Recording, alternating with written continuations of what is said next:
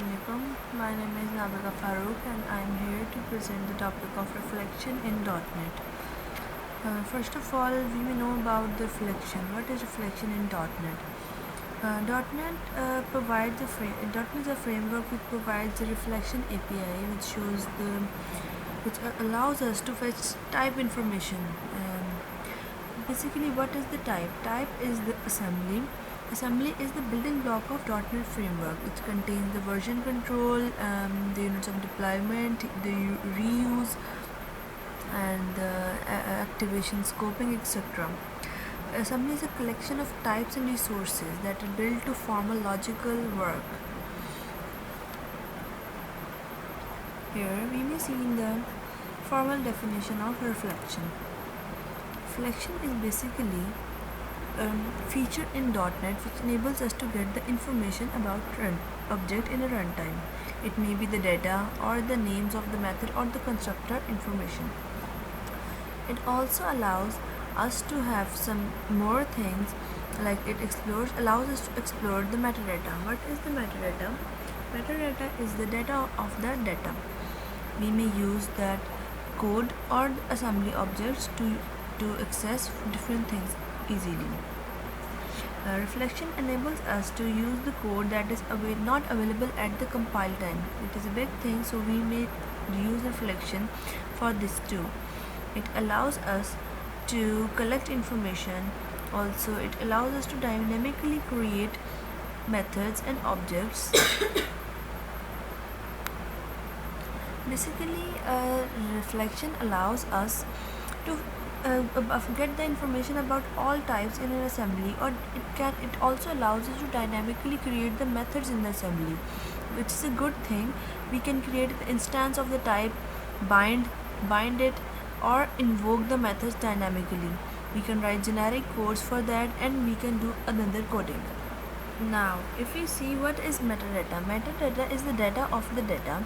It contains all the type information, all the queries which user writes, or which are written before the program, or which are written separately on the project. Metadata contains all the information. Type metadata can be explored with reflection, such that type assembly contains everything. So metadata is a good binding with the type. Also, if we see dynamic thing, what is the dynamic word meaning? Like, we are binding something together, so it is highly dynamic, language independent. We may use type may be extended and built at runtime, or .NET compiler use .NET and to emit .NET code. Basically, some specific things are used for the specific work. The namespace used for reflection is system.reflection and system.type. These two combined make a difference, such that system.reflection contains the classes and the interface that provide managed view of loaded types, methods, and fields, and it allows to dynamically create and invoke types. This is known as reflection in .NET Framework. Basically, this is the technical definition of reflection. Also, system.type class, it is the main class for .NET Reflection and is the primary way to access metadata.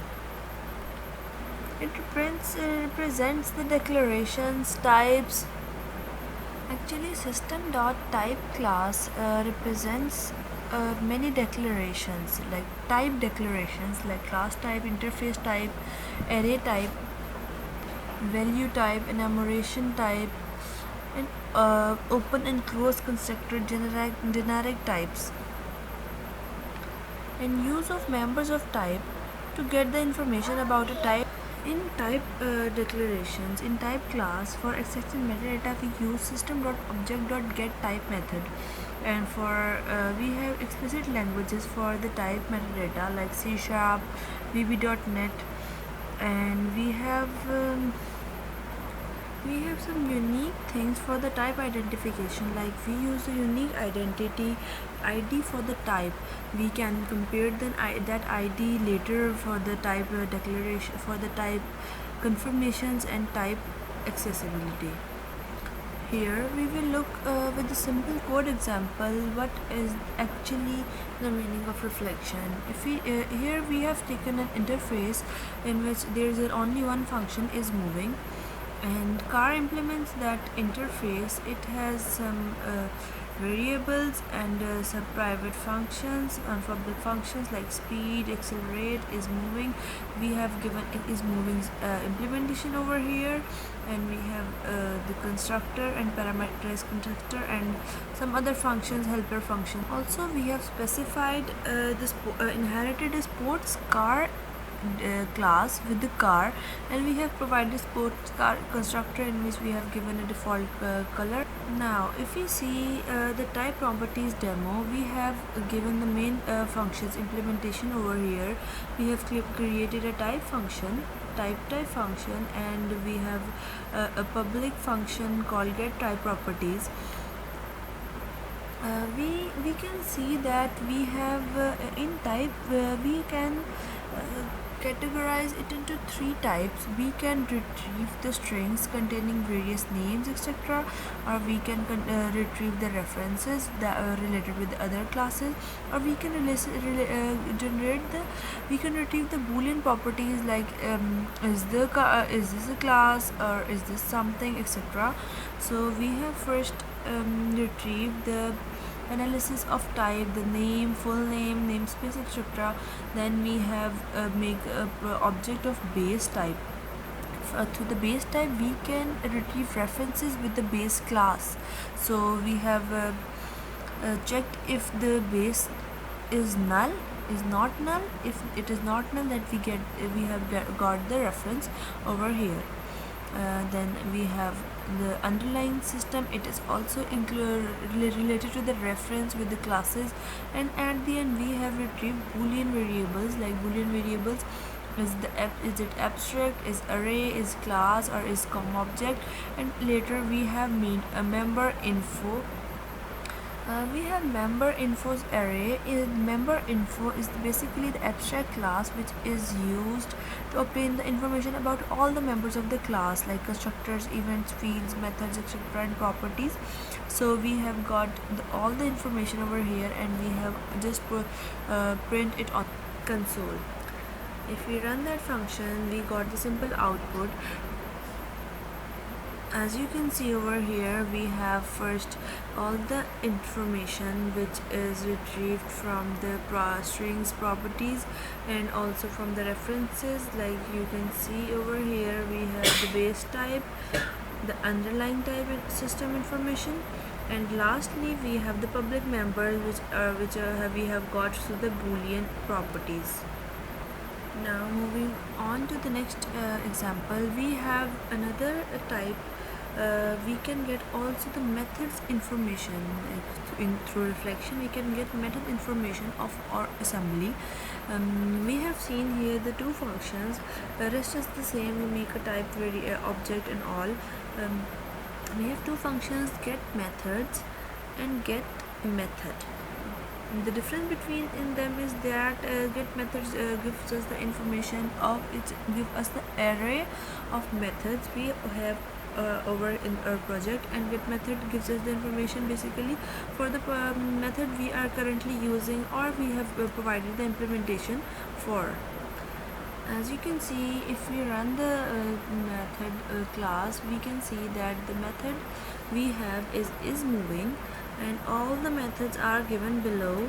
That it gives us the methods information simply.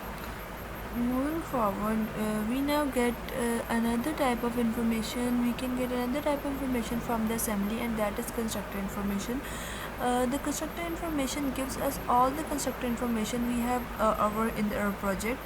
We just simply needs to write the get constructors function. Get constructors info is the function, and it calls get constructors function, and all the constructors in our project are came into our the constructor info array, and simply by applying a loop we can get all the constructors. As you can see, on running the function we have got the two results. One is the parameterized constructor and one is the regular constructor we have in our project, I have made these two simply.